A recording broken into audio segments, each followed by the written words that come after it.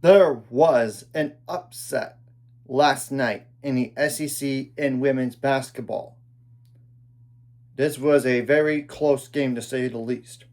Number 13 Ole Miss lost to number 21 Alabama 64-63. So what exactly happened? I apologize for looking at it because I cannot memorize all this stuff.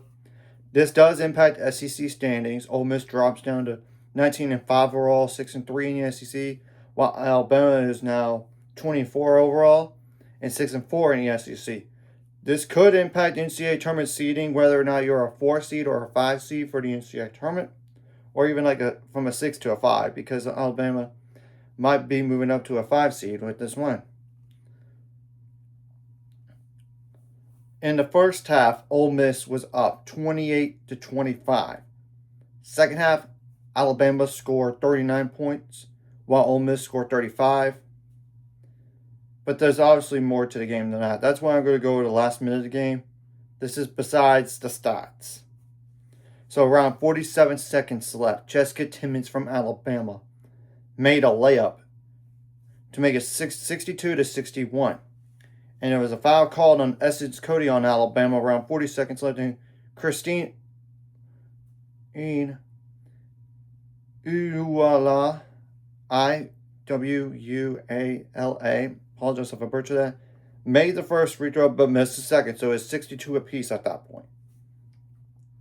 And Letitia Lattimore got the offensive rebound for Ole Miss, and she missed a layup around 36 seconds left. Then he got another offensive board. Then missed another layup, and she got an offensive board again, and she was fouled by Essence Cody from Alabama.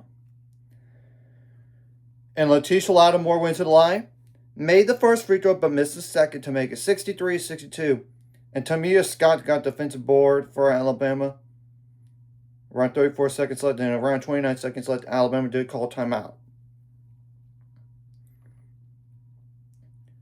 Now, with around 18 seconds left, Diane Collins made a layup for Alabama to give them the late lead, 64-63, and was even in the following play, Cody McMahon turned the ball over, which was an offensive foul. You could question it if you want to, but at the very end of the day, you got to make plays to win. And obviously, Ole Miss had to foul right away. Around 6 seconds left, Debrisha Poe, or Powell, P-O-W-E, fouled for Ole Miss. And Diane Collins went to the line. Well, she didn't extend the lead. She missed both free throws. And Letitia Lattimore got the defensive rebound for Ole Miss, and Ole Miss did call timeout. Around no time left, Letitia Lattimore missed a very close shot to the rim. And Naomi Jones got the defensive board for Alabama, and that was the game.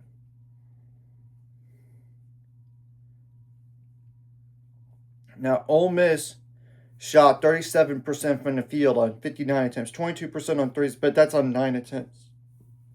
63% on free throws on 27 attempts. Make 2 more free throws, you win the game. So you got to be better on free throws in general, because it could come back and haunt you, potentially in March Madness. 46 rebounds, 17 offensive, 8 assists, 14 turnovers, 3 steals, 3 blocks, 17 fouls, and Letitia Lattimore had all the bench points for Ole Miss with 10. And she was very inefficient, to say the least. 4 for 15, 2 from the field, 2 for 4 on free throws, and she did get 13 rebounds, so a double-double. And 4 double-digit scores later combined for Kate. I already kind of like, now Christine had 11, Cody McMahon had 22, but she was 8 for 21 from the field at 6 for 8 on free throws. 6 rebounds, 5 assists, 5 turnovers, 1 steal, 4 fouls. You get the whole point. Yeah, that's 33 points right there with Christine and Cody combined already. Then Sierra Dino had 13 as well. So that's 46 plus 10 from earlier from Letitia Lattimore. That's 56 points. And one player scored 61 points in this game was Deprecia Poe, or Powell, that had 6. Now, Alabama had just 8 bench points from like Ace Austin with 6 and Essence Cody with 2. And they only had 2 double-digit scores. That literally combined for, okay, Jessica Timmons had 23 points, and she was like 7 for 16 from the field, 16 from the field, 3 for 7 on threes, made all 6 free throws, 7 rebounds to get a whole point. And Carly Weathers had 14 points. So 37 points combined. However, they had like 3 other players score 61 points this game. Like Diana Collins with 8, Tamia Scott with 9. That's 17 plus the 6 from Ace Austin. So 23 points. So they had more help around them to win the game, obviously. And Alabama shot 38% from the field in 60 attempts, so really close in terms of percentages. Here's the difference, though. Alabama was 42% from the three-point line on 19 attempts, and 83% on free throws on 12 attempts. So they made every free throw prior to the last 2. 37 rebounds, 9 offensive, 5 assists, not a great number, 10 turnovers, 10 steals, 4 blocks, 21 fouls. Now I'm going to go to the points out turnovers, points in the paint, and fast break points as well. Now, points out turnovers were even in this game, 9 apiece. Fast break points favored Ole Miss, 17-5. Points in the paint did favor Ole Miss as well, 30-28. And there was actually a technical foul that I could see because on the team stats. So that could have been the difference in the game right there. You can't lose your composure at the very end of the day. So what's the remaining schedule? If there's like too many games, if it's like 7 games, I'm not going to go over the rest of the schedule. If it's 6 games, I definitely will. Yeah, there's 7 games left. I'm not going to. I might go over it once I go over the other schedule too. So your next game, Ole Miss, is literally 6 days from now against Arkansas, February 12th. I would think you would win that game. But the following game is tough. On February 15th, you got to go on the road to Kentucky. There's obviously the rescheduled game with Tennessee.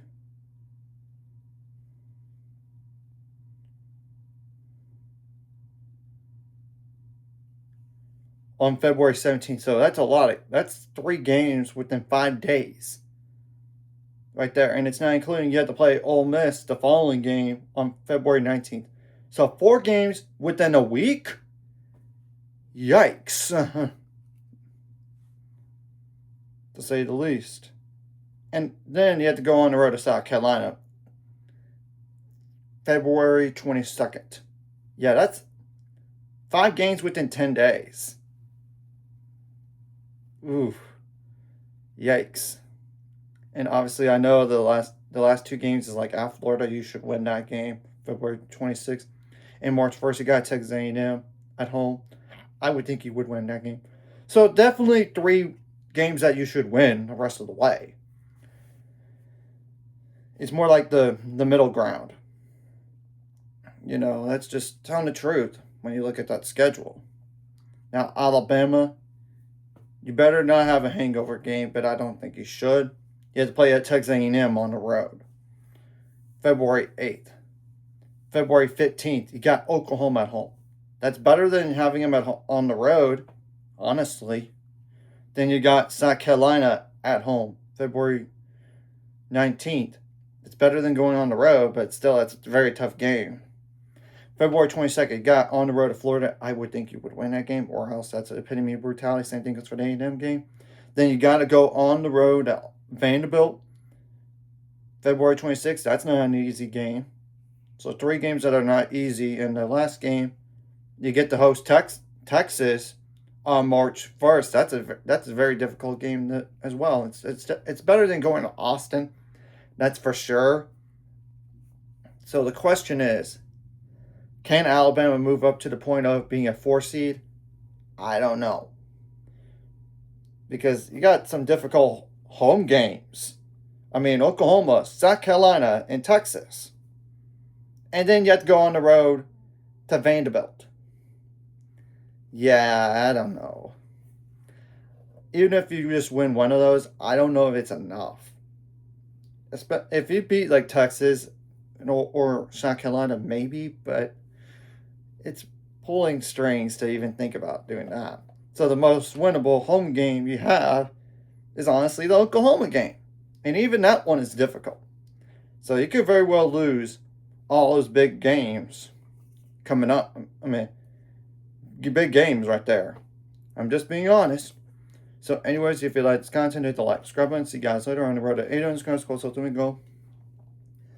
It's 1,000 more. So, my mind to scores. Like video, comment video really helps YouTube out.